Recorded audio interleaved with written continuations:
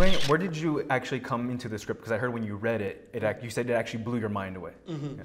Well, the thing, everything started, and it's the first time in my life that I had the chance to sit down and read something that a producer sent me. Mm-hmm. I mean, by definition. I had way more to do with the projects that I've been doing until now than this one. This was just Rodrigo Cortés and Adrian Guerra from Nostromo Pictures. They were looking for something to produce by themselves, and they thought that I was the right guy for the job. They know that I'm a musician, and that maybe there was a sensibility to the script, and they were right. I read it, and I recognized that this was really a challenge that I never seen before. So it was as simple as that. And Elijah, how did you kind of come onto this project?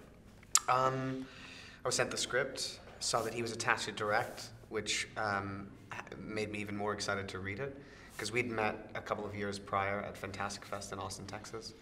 I loved the script. You know, it ultimately started there. I thought that the idea that 70% of the film is in real time, I found really exciting and interesting, especially in the sense that it's about a performance, and unbeknownst to the audience, these things are happening, and I'd never really read anything quite like it.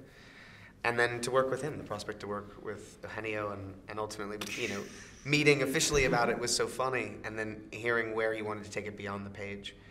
And logistically, what was required of kind of everybody involved was thrilling to me, you know.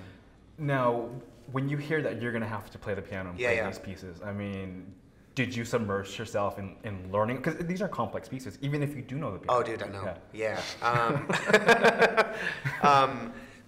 There are parts that are written that are almost impossible to play, actually, just physically, logistically. Yeah, I mean, I basically waited. Partly, I was quite busy leading up to the film. But the music for the film and the way that it was structured within the animatic hadn't been finished until about 3 weeks prior to going to Barcelona. So it was 3 weeks before I left to start working on the film that I started working on the music. And I had a tutor in Los Angeles, and then I continued training with a tutor and also my double in Barcelona. It's super daunting. Super daunting, and it was important to Eugenio and very important to me that it be accurate, that we get as close to accuracy as possible.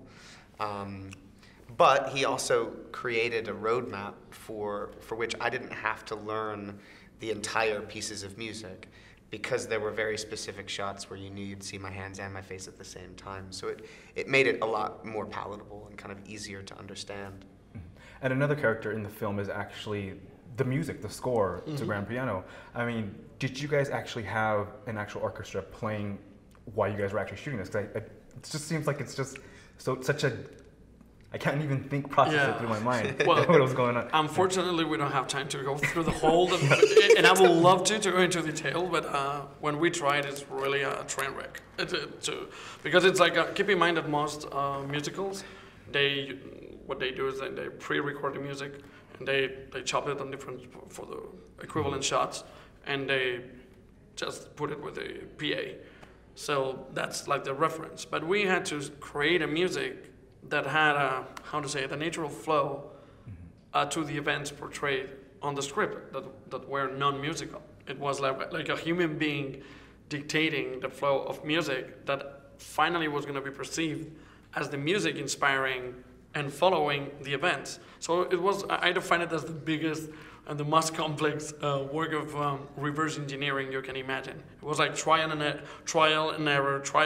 Because the music in the film is to be believed to be a genuine music performance, it has to be, you have to perceive it as an audience member as the thing that the audience is watching in the film. But then it also has to work at the same time as dramatic underlying of the events that are happening in the movie.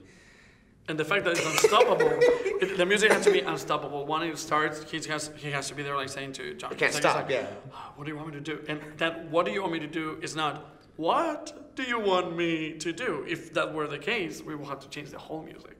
So there was these boundaries all the time, everything pulling from every other thing. It was quite a... And the shot construction, I think, is also musical. Eugenio talks a lot about how if you were to turn the sound off and watch the film, there's a musicality to the way that the film is constructed too, which goes back to that silent film thing. And I love you. And look,